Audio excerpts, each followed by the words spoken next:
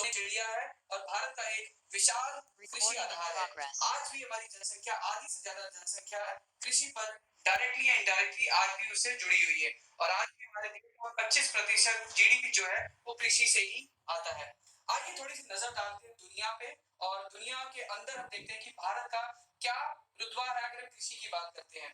अगर हम भारत की जमीन और यहाँ पे जमीन के अंदर मौजूद पानी का हिसाब से देखें तो इरिगेटेड एरिया यानी ऐसा जमीन जहाँ पे पानी बहुत इजीली अवेलेबल है, उस हिसाब से दुनिया में हमारा नंबर 1 पे आते हैं। यानी हम लोग ऐसी कंट्री में बैठे हैं, एक ऐसे देश में बैठे हैं जहाँ पे सिंचाई युक्त जमीन सबसे ज्यादा है। एरेबल लैंड यानी ऐसी जमीन जहाँ पे उपजाऊपन यानी न्यूट्रिएंट्स बहुत ज्यादा आपके जमीन पे, उस हिसाब से दुनिया में नंबर 2 पे आते हैं। यानी बहुत ही खुशी की बात है। और दूसरी तरफ अगर हम देखें पूरे साल भर जो किसान मेहनत करता है और जो अनाज इससे पैदा करता है, उस हिसाब से अगर हम अपने देश को देखें और पूरे वर्ल्ड के हिसाब से आज हमारा देश, अगर हम गेहूं की बात करें, गेहूं के पैदावार में हम लोग नंबर 2 पे आते हैं। चावल की पैदावार में हम नंबर 2 पे आते हैं। अलग अलग अनाज यानी अलग अलग दालों के हिसाब से देखें तो हमारा देश नंबर 3 पे आता है। इसके अलावा मूंगफली के उत्पादन में भारत आज नंबर 2 पे है। गन्ने के उत्पादन में हम लोग नंबर 3 पे हैं। सरसों के उत्पादन में हम लोग नंबर 3 पर हैं। चाय के उत्पादन में भारत का नंबर 1 है। कॉटन के उत्पादन में हम लोग नंबर 3 पे आते हैं। और ये माना जाता रहा है आज तक कि भारत आज भी बहुत ही पुराने तरीके से कृषि करता है। हमारा किसान आज भी बहुत पिछड़ा हुआ है, लेकिन वो बहुत पुरानी कहानी थी। अगर आज हम देखते हैं ट्रैक्टर के सेल में कि हमारे देश में आज कितना ट्रैक्टर बिकता है, टेक्नोलॉजी कितनी बिकती है आज हमारी खेती बाड़ी में, उस हिसाब से अगर देखें तो भारत का नंबर 4 है पूरे विश्व में। इसके अलावा और अगर हम बात करें आज भारतीय कृषि के हिसाब से, तो आज हमारे देश ने अपना आत्मनिर्भरता पा ली है। अलग अलग तरह के अनाज, अलग तरह की फसलें, अलग अलग तरह के फल अपने देश में पैदा करता है। ना केवल पैदा करता है अपने खुद के पालन पोषण के लिए के, और इतना आज हम पैदा कर पाते हैं कि हम भारत से दूसरे देशों तक इसका निर्यात भी करते हैं। आज हमारी कृषि, भारतीय कृषि में कितना पोटेंशियल है कि आज भारत दुनिया में नंबर 2 पर आता है अगर हम सब्जियों की पैदावार में बात करें।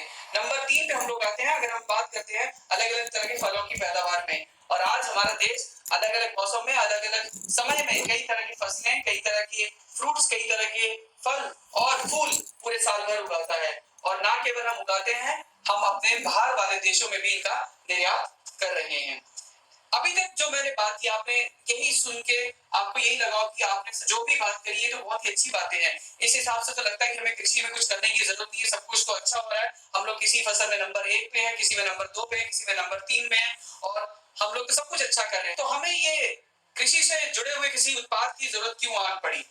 लेकिन दोस्तों, जो अभी तक मैंने बात करी ये सब सुनहरी बातें की थी, लेकिन इसके अलावा बहुत सारे आज चैलेंजेस भी हैं। बहुत ज्यादा हमारे यहाँ पे ऐसी प्रॉब्लम्स हैं जिनका सामना आज एक किसान को करना पड़ता है। आप पूछेंगे ऐसे कौन से चैलेंज हैं? अगर आज हम अपने भारत की बात करें तो भारत को माना जाता है कि ये में ये दुनिया का एक बहुत ही बड़ा जो ऑलरेडी हम कह सकते हैं कि बन भी चुका है। और आज शहर महानगर बन चुके हैं, नगर महानगर बन चुके हैं, शहर बड़े शहर बन चुके हैं। अगर मैं दिल्ली जैसे शहर की बात करूं, जो दिल्ली एक किसी समय में दिल्ली होता था, दिल्ली एनसीआर हो गया है और ये धीरे धीरे फैलते ही जा रहा है। ये सिर्फ दिल्ली से जुड़ी बात नहीं, आप आपके छोटे शहर में जहां पे आप रहते हैं वो किसी समय में एक छोटा सा कस्बा था, फिर एक शहर हुआ, शहर आज बड़ा होता जा रहा है। यहाँ पे मॉल बन रहे हैं, बड़े बड़े मकान बन रहे हैं, यहाँ बिल्डिंग बन रही है। और ये सब कहाँ बन रही है? ये सब आपकी उसी जमीन पे बन रही है जहां पे आज से 20 साल पहले अनाज उगता था। यानी इस भाग दौड़ में, इस जीतने की दौड़ में हम धीरे धीरे एक चीज को खोते जा रहे हैं और वो है उपजाऊ जमीन। ये जो सारी चीजें आज तरक्की के कारण जो बनाई जा रही है आपकी उपजाऊ जमीन पे बन रही है। यानी धीरे धीरे आपके खेत घटते जा रहे हैं, लेकिन दूसरी तरफ आपकी आबादी, आपका पॉपुलेशन बढ़ता जा रहा है। यानी एक समय वो आएगा आज से 10 साल के बाद जब इन बढ़ते हुए पेटों का, घटते हुए खेतों से भरपाई करना हमारे लिए बहुत बड़ी चुनौती बन जाएगी।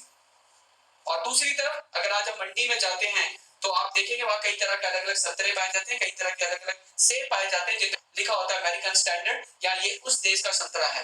यानी आज हमारे देश में बाहर से आके संतरा या सेब या और कई फ्रूट्स आके बिकते हैं। इसका मतलब हमारे यहाँ पे जो पैदा होती है शायद वो आज बाहर के स्टैंडर्ड्स के हिसाब से इतना अच्छा नहीं है। बाहर के जो आयात होके जो बाकी फल और फ्रूट आते हैं उनको अच्छा माना जाता है। तो हमारे लिए अच्छा ये होगा कि हम हमारे देश में जितने भी फल और फ्रूट पैदा होते हैं उनकी क्वालिटी इतनी अच्छी हो कि बाहर की मंडियों में जाके आज मेरा किसान उनको उचित दामों पे बेच सके और भारी से वो इससे कमा सके। इसके अलावा किसान जो साल भर मेहनत करता है और कड़ी मशक्कत करता है, उसके बाद वो एक फसल को उगाता है, उसको मंडी में बेचता है और बेचने के बाद वो उसे होने वाली कमाई से अपने परिवार का पालन पोषण करता है। लेकिन इस बीच में एक और दुविधा है जिसका उसको सामना करना पड़ता है, वो होता है कीटनाशक, जिनका वो इस्तेमाल अपने खेत में करता है और इनका बहुत बड़ा रोल है आज हमारी खेती में, तो थोड़ा बहुत इनके बारे में जानना बहुत जरूरी है। अगर हम कीटनाशकों की बात करें तो ये कई तरह के होते हैं। एक जो कीड़े को मारने के काम आता है, दूसरा जो घास फूस को मारने के काम आता है जिसको हम खरपतवार कहते हैं, तीसरा जो फंगस को या फफूंद को मारता है जिनको हम फफूंदीनाशक कहते हैं। अगर हम भारत में कीटनाशकों की बात करें तो आज हमारे देश में कुल 1,38,000 मेट्रिक टन कीटनाशक का इस्तेमाल होता है और भारत का विश्व भर में 7वां रैंक होता है। 7वां सबसे बड़ा देश है जहां पे सबसे ज्यादा कीटनाशक इस्तेमाल किए जाते हैं। अगर हम इन कीटनाशक कैटेगरी में देखें कि कौन सा सबसे ज्यादा इस्तेमाल होता है तो इसमें सबसे ज्यादा कीड़ा मारने वाला यानी इंसेक्टिसाइड जो 65% आज हमारे खेतों में इस्तेमाल किया जाता है। दूसरा जो सबसे बड़ा जो इस्तेमाल होता है वो है खरपतवार नाशक, यानी ऐसी दवाई जो घास को मारने के लिए इस्तेमाल की जाती है। यानी तीसरा जो सबसे बड़ा जो दवाई है जिसका इस्तेमाल आज हमारे खेतों में हमारा किसान करता है वो है फफूंदनाशक और ये लगभग 15% हमारे खेतों में आज हमारा किसान इस्तेमाल करता है। अब देखिए कौन कौन सी फसल पे सबसे ज्यादा ये कीटनाशक का उपयोग किया जाता है। तो सबसे ज्यादा हमारे भारतवर्ष में जिस फसल पे सबसे ज्यादा कीटनाशक का इस्तेमाल होता है वो है कपास। कपास पे 50% जो आज हमारे देश में कंजप्शन होती है वो कपास पे होती है। उसके बाद हमारे यहाँ पे चावल पे होती है, फिर अलग अलग सब्जियों पे होती है, दालों पर होती है, चाय पे होती है, गन्ने पे होती है। लगभग पूरे साल भर हमारे यहाँ पे भारत में किसान हर तरह की फसल, हर तरह के फल, हर तरह के फूल पर कीटनाशक का इस्तेमाल करता है। कौन से प्रदेश में अगर हम भारत की बात करें तो ये ऐसे अगर बिजनेस के हिसाब से देखें तो कौन से स्टेट्स हैं जहां पे सबसे ज्यादा कीटनाशक इस्तेमाल होते हैं। तो आंध्र प्रदेश हमारा देश में एक ऐसा प्रदेश है जहां पे सबसे ज्यादा कीटनाशकों का इस्तेमाल किया जाता है। उसके बाद महाराष्ट्र आता है, पंजाब जहां पे 11% इस्तेमाल होता है, कर्नाटका, यूपी, मध्य प्रदेश, छत्तीसगढ़, हरियाणा, वेस्ट बंगाल। इसके अलावा और भी छोटे छोटे प्रदेश लगभग आज पूरे साल भर हमारे देश में हर प्रदेश में कीटनाशक का इस्तेमाल किया जाता है। और इन कीटनाशकों का ज्यादा से ज्यादा इस्तेमाल करने से आज हो क्या रहा है, ये डायरेक्टली इनडायरेक्टली हमारे खाने तक पहुंचता जा रहा है, जिसके कारण इंसान के शरीर में जाने के बाद इसके कारण बहुत सारी अलग अलग तरह की बीमारियां होनी शुरू हो चुकी हैं। और इसके जाने का तरीका क्या है, किसान आज खेत में इसका छिड़काव करता है और ये छिड़काव करने से जमीन के अंदर जाता है कीटनाशक, वहां से पानी में जाता है, नदियों नालों में आता है और हम जब इसका सेवन करते हैं तो इनडायरेक्टली हमारे ये खाने में आना शुरू हो जाता है। या अगर जिस गाय से हम आज दूध लेते हैं और वो गाय जो हमारा चारा खाती है उस चारे पे भी आज किसान छिड़काव करता है, इनडायरेक्टली वहां से भी हमारे खाने में ये पेस्टिसाइड धीरे धीरे धीरे एक जहर की तरह हमारे शरीर में जाते जा रहा है और जिसके कारण कई तरह की बीमारियां होने लगी है। अगर हमें इंसान को बचाना है और बीमारियों से दूर जाना है और अपने किसान की खपत यानी आज जो जिस तरह का पेस्टिसाइड को इस्तेमाल करता जा रहा है उसको आपको रोकना है तो आपको इस चक्रव्यूह पे कहीं ना कहीं आपको अंकुश लगाना पड़ेगा। इतनी भारी मात्रा में जो आज हम यहाँ पेस्टिसाइड इस्तेमाल कर रहे हैं इसका फायदा जरूर किसान को मिलता है, अलग तरह की बीमारियां तो जरूर फसल में खत्म हो जाती है, लेकिन वो कहीं ना कहीं उस फसल में उस अनाज के अंदर वो पेस्टिसाइड चला जाता है और जब हम उसको खाते हैं उससे कई तरह की बीमारियां आज हमें होने लगी हैं। ना केवल कीटनाशक का बहुत ज्यादा इस्तेमाल हो रहा है हमारे खेतों में, उसके अलावा